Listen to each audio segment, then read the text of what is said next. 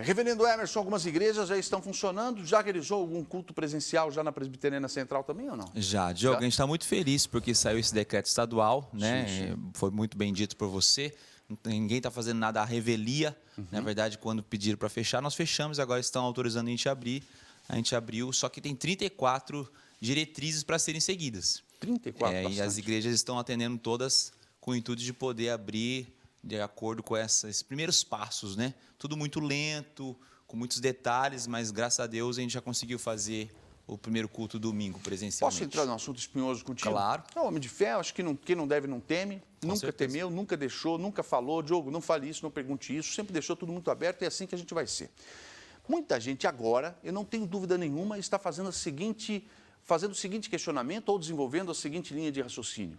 As igrejas querem o quê? A reabertura para poder o quê? Para poder arrecadar e não fechar as portas. Seja ela o motivo que você estiver pensando que uma igreja abra as portas, tá? Tem uns que vão pensar que é para salvar vidas, outros que é para enriquecer pastor, enfim, não interessa o motivo que você está pensando isso. Mas muitos estão pensando isso. A igreja quer abrir, mesmo que seja de maneira com restrições, para quê? Para conseguir arrecadar e se manter em pé.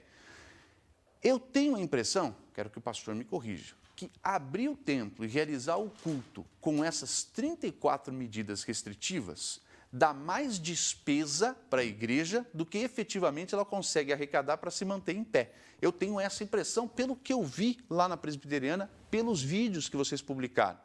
Não é isso que vai fazer a igreja se manter, né, pastor, ou não? Diogo, você fez uma excelente análise. Na verdade, abrir agora, com essas restrições todas, traz mais custos às igrejas do que mantê-las fechadas. E a gente tem que entender que quem sustenta a igreja, em primeira instância, é Deus Todo-Poderoso, é Ele que sustenta a igreja. Em segunda instância, Deus usa os discípulos da igreja. E os discípulos da igreja, eles entendem que a igreja não é um prédio, não é um pavilhão. A igreja não se resume a um pavilhão. Inclusive, a gente diz que as portas da igreja estavam fechadas, mas a igreja continuava em missão. Então, a igreja continuou ativa, né? A gente tem ali mais de 4.000 discípulos, continuou ativa. Eu tenho certeza que outras igrejas também, as igrejas católicas, assim por diante, elas não pararam o seu ministério, porque nós somos chamados para isso. É claro que um prédio, uma acomodação, facilita fazer o ministério, mas não é isso que é o cerne da questão. E o discípulo que é fiel, aquele que entende os dízimos, as ofertas, ele é fiel em todas as circunstâncias. Então, é claro que tem, sim, uma repercussão financeira, assim como teve no comércio, mas não pela infidelidade dos discípulos, mas pelo momento que o Brasil passa economicamente, afetou a todos. Entendi. Né? Mas, realmente, o que você falou, manter fechado, por exemplo, só a conta de luz que a gente economiza, porque a igreja funciona no horário de pico, né? A maioria das igrejas estão ali entre 7 e 9 horas da noite, onde a energia elétrica é a mais cara.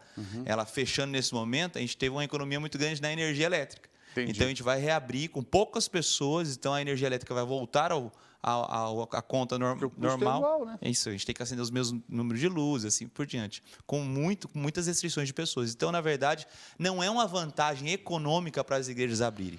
Me desculpe entrar nesse assunto, mas, pastor, tem assuntos que, se a gente não entrar, Claro. esses temas se disseminam de maneira involuntária até na cabeça das pessoas e distorcem o que talvez é a realidade. Né? Porque, infelizmente, assim como existe no jornalismo, na medicina, em qualquer outro setor, existem as pessoas sérias e existem as pessoas que vão com segundas intenções que não são boas. E lógico, eu tenho defendido aqui o tempo todo. Nós temos nós temos falado muito da questão da saúde física, a questão da saúde mental, a questão da saúde financeira e nós, como latino-americanos, como cristãos que somos na sua maioria, né, nós temos também uma saúde espiritual. E eu acho que a igreja é, sim, um dos pilares para regar a fé e manter a pessoa em pé. Então, por isso que eu sempre defendi. Eu acredito que o efeito disso na sociedade é gigantesco positivamente, tá? Positivamente. Olha aí, esse distanciamento, isso daí não difere nada em relação a mercado, shopping, comércio. Pelo contrário, é até mais organizado. Como que é, pastor? Como vocês estão fazendo? A pessoa chega lá na porta, fala, ó, não dá mais para entrar, tem que fazer agendamento? Não, a gente fez um sistema que a pessoa faz um pré-agendamento, confirma previamente que ela vai estar naquele horário e em outro. Nós temos alguns horários disponíveis e o número de cadeiras, porque é 300 pessoas apenas nos nossos cultos, que dá os 30% que foi permitido. Então, ela tem que pré-agendar. É claro que eu não coloco as 300 vagas, eu coloco 250, porque sempre chega alguém desavisado, né? Entendi. Então, ela faz o pré-agendamento para escolher o horário para que a gente não tenha tumulto.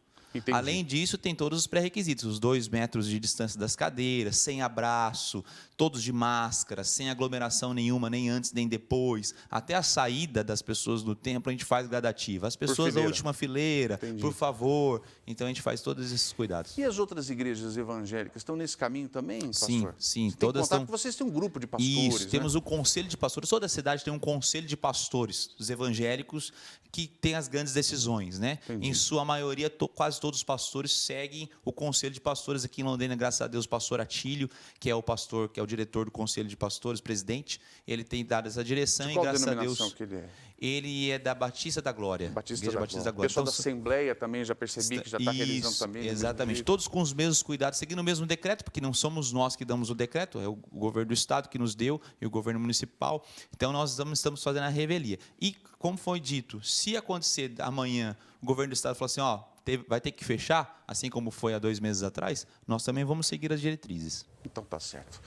Reverendo, algum recado importante que eu deixei de perguntar, talvez que seja legal passar? Eu acho que é interessante, Diogo, como você está dando esse espaço, que Sim, você sim. também extraordinariamente dá esse espaço para as igrejas, entender que realmente existe uma repercussão no coração das pessoas nesse momento. Muitas pessoas estão com outro vírus que é muito mais letal, que é o vírus do medo, o vírus da ansiedade. E a igreja, a espiritualidade traz isso. E não só no âmbito espiritual de orar, mas no âmbito de olhar para o próximo. A igreja tem muito isso. E quando você para de se preocupar um pouco com você e olha para o próximo, nesse momento é cura para você mesmo. Entendi. Então é um momento muito importante de todos realmente ter um olhar para o próximo, cuidar do próximo. Desde usar a máscara, mas também às vezes fazer alguma coisa em prol da pessoa. E a igreja é um elemento essencial na sociedade que tem feito isso. Ajuda muito. Deus abençoe. Muito obrigado, amém, querido. Tá? Obrigado pela Abraço. sua presença aqui com a gente.